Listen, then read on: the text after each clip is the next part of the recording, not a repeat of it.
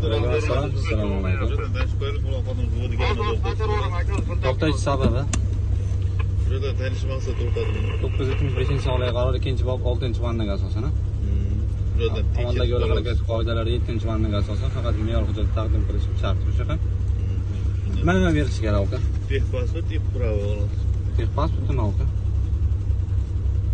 Avtomobilni ro'yxatga olingan taqdirdagi guvohnomangiz. Boshqa mashina to'xtatib ko'rilishingiz mumkin. Bizga imkoniyat beraman, to'g'ri aytishingiz bo'yicha aka. Xizmat guvohnomangizni ko'raylik aka. Yangi xodimmisiz aka? Endi hech ko'rishmagan ekanmiz oldin. Siz ko'rmaysiz. Xo'p, Namangan viloyati ichki ishlar boshqarmasi xizmat guvohnomasi amal qilish berilgan sanasi 2031-yil 10-fevralgacha amal qiladi. Berilgan sanasi yo'qmi? Buni. Berilgan sanasi yo'qmi? Misol 2020-yilda berilgan bo'lishi mumkin, muddati yo'qmi? 2006-yilda berilgan. Bormi? O'sha joy. Yo'q, kiritilmoqda. Saf, nimaga kiritilmagan aka? Kamchilikmi? Qanaqadir guvohnomada, chunki men guvohnoma ko'rganimda hammasi berilgan sana bilan amal qilish muddati yozilganda. Siznikida yo'q.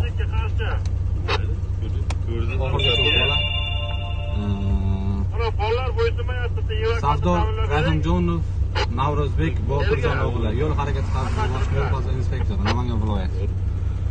Xo'p. Namangan viloyati navbatchilik qismi nomerini bersangiz aka, sizni guvohnomangizda qandaydir menda shubha bor-da. Shunga agar mumkin desangiz, men bir navbatchilik qismini bir telefon raqamini bir muloqot qilsam, shu masala bo'yicha kelgusi agar fuqarolik huquqim bo'yicha yuqori turuvchi organga agar qonuniy yoki noqonuniy va belgilangan qonun osti normalariga amal qilgan holda guvohnoma berilgan, berilmagan shu bo'yicha ma'lumot olmoqchiman. Konstitutsiyaning 33-moddasiga asosan. Necha aka?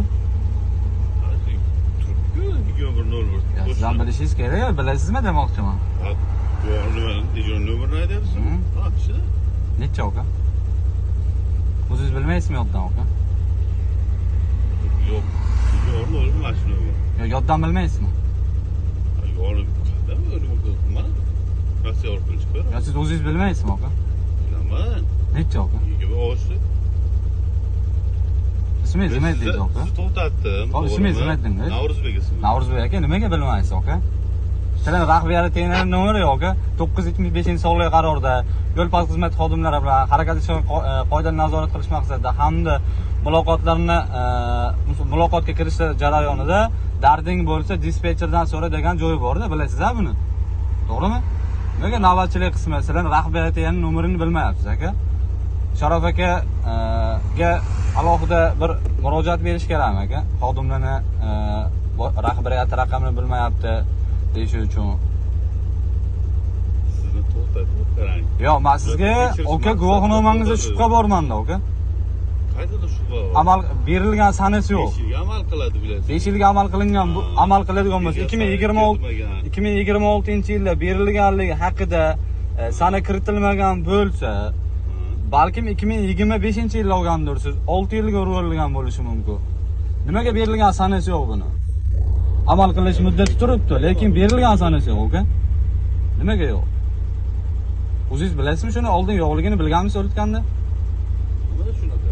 Hammada siz bilmagan ekan endi. Aka, guvohnomani men suratga olishim taqiqlanadi-da, bilasizmi?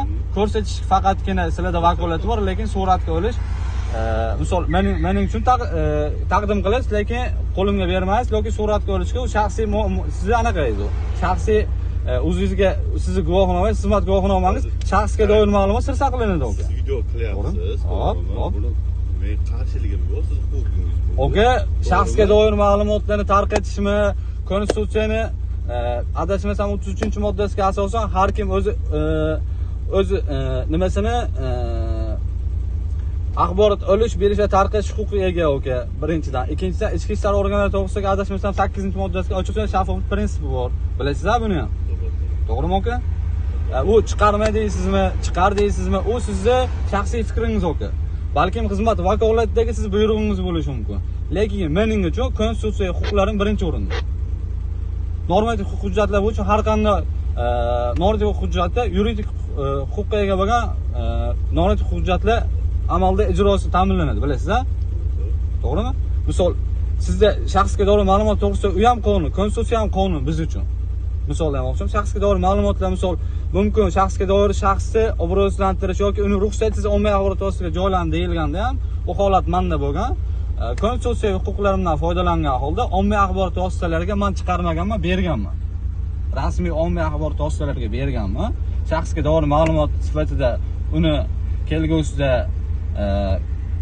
murojaat berib kiritishgan, bu meni huquqlarim.